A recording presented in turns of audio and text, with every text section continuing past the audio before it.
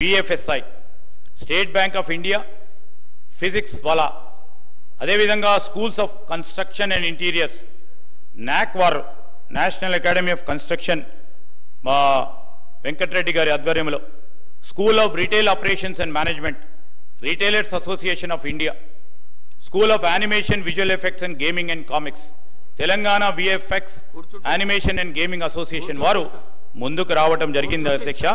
అదేవిధంగా 2024-25 కోసం academic plan ప్రకారం ఈరోజు విశ్వవిద్యాలయానికి సంబంధించి 2024-25 విద్యా సంవత్సరాల్లో 6 పాఠశాలల ద్వారా 2000 మంది విద్యార్థులకు శిక్షణ ఇస్తుంది అధ్యక్ష ఈ సంవత్సరం.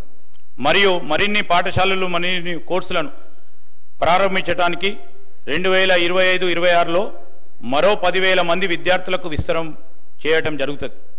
యూనివర్సిటీ హైదరాబాద్లోని engineering staff college of India క్యాంపస్లో 2024-25లో 1,500 మంది విద్యార్థులకు శిక్షణ అందిస్తుంది అధ్యక్ష. నేషనల్ అకాడమీ ఆఫ్ కన్స్ట్రక్షన్ క్యాంపస్ను అనుబంధ క్యాంపస్గా ఉపయోగపడుతుంది అధ్యక్ష. ఈ విద్యా సంవత్సరంలో 500 మంది విద్యార్థులకు శిక్షణ పొందుతారు అధ్యక్ష. ముచ్చర్ల సమీపంలో నెట్ జీరో సిటీలో విశ్వవిద్యాలయం కోసం శాశ్వత క్యాంపస్ నిర్మాణం చేయబోతా ఉన్నాం. అదేవిధంగా ఈరోజు ఏ విధంగానైతే అందరి భాగస్వామ్యం కోరుతా ఉన్నాము, ప్రజలు మరియు వ్యక్తిగత భాగస్వామ్యం సంబంధించి, ఒకటి పరిశ్రమల భాగస్వామ్యం పాత్రకు సంబంధించి ఈరోజు చాలామంది కూడా మేము ఈ విషయంలో ఒక స్పష్టత ఇవ్వదలుచుకున్నాం. ప్రస్తుత మరియు భవిష్యత్తు మార్కెట్ అవసరాలను మరియు పాఠ్యాంశాలను అమలు చేసే పరిశ్రమ సంబంధిత పాఠ్య ప్రణాళిక యొక్క లోతైన రూపకల్పన చేపట్టబడుతుంది అధ్యక్ష. ఫ్యాకల్టీ నియామక ప్రక్రియలో చురుకైన ప్రమేయం మరియు వారి సంస్థ నుండి అనుభవజ్ఞులైన నిపుణులను అనుబంధ అధ్యాపకులు మరియు అతిథి అధ్యాపకులుగా నామినేటెడ్ చేయబడుతుంది అధ్యక్ష.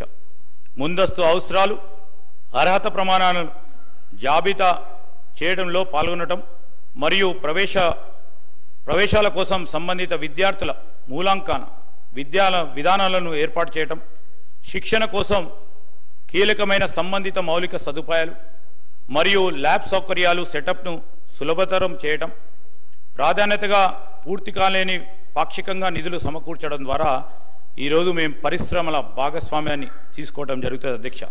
విద్యార్థులకు ఇంటర్న్షిప్స్ అనే ఒక అప్రెంటిస్షిప్స్ అనే ప్రోగ్రామ్ని కూడా వచ్చే విద్యా సంవత్సరం నుంచి ఈ రాష్ట్రంలో చదువుతూ ఉన్న విద్యార్థులు ఏ కోర్స్ అయినా కానీ, ఈరోజు బీకామ్ కానీ, బీఎస్సీ కానీ, బీఏ కానీ, ఫార్మా కానీ, ఇంజనీరింగ్ కానీ, వీటందరికీ కూడా మరి మనం అప్రెంటిస్షిప్ ఇంటర్న్షిప్ ప్రోగ్రాం పెట్టాలని ఈ రాష్ట్రంలో చదువుతూ ఉన్న విద్యార్థులకు ఈరోజు ఉద్యోగ శిక్షణ అవసరాలను సృష్టించడం, అదేవిధంగా మెంటర్షిప్ ప్రోగ్రామ్స్లను కూడా అభివృద్ధి చేయడం మరియు ప్లేస్మెంట్ హామీని అందజేయడానికి ఇది ఒక ప్రయత్న భాగంలో ఈరోజు స్కిల్ యూనివర్సిటీని ముందుకు పెట్టడం జరిగింది.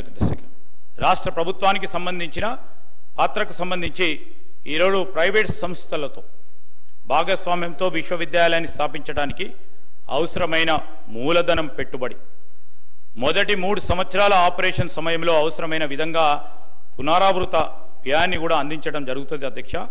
విశ్వవిద్యాలయం యొక్క తాత్కాలిక క్యాంపస్ని కూడా ఉచితంగా కూడా అందజేయబడుతుంది అధ్యక్ష.